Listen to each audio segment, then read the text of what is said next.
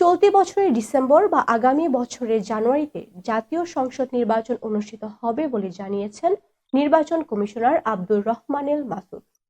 আসন্ন নির্বাচনে ব্যালটের মাধ্যমে ভোট গ্রহণ প্রক্রিয়া সম্পন্ন হবে বলেও তিনি জানিয়েছেন। বৃহস্পতিবার পটুয়াখালী জেলা নির্বাচন অফিসে ভোটার তালিকা হালনাগাদ 2025 উপলক্ষে আয়োজিত মতবিনিময় সভায় এ তথ্য জানান ইসি মাসুদ।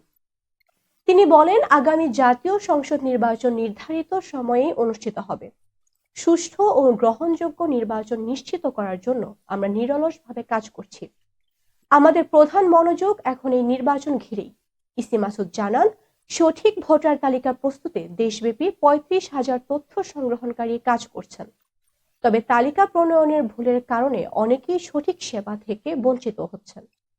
এই সমস্যা সমাধানে নতুন সংগ্রহকারীদের আরও দায়িত্বশীল হওয়ার আহ্বানও জানান তিনি। সভায় সভাপতিত্ব করেন সিনিয়র নির্বাচন কর্মকর্তা খান আবিব শাহানুর খান। উপস্থিত ছিলেন জেলার সব উপজেলা নির্বাচন কর্মকর্তা, নির্বাচন সংশ্লিষ্ট ব্যক্তি এবং গণমাধ্যম কর্মীরা। নির্বাচনের নির্ধারিত সময় ও ব্যালটের মাধ্যমে ভোট গ্রহণের ঘোষণা ইতিমধ্যে সবার মধ্যে আলোড়ন সৃষ্টি করেছে।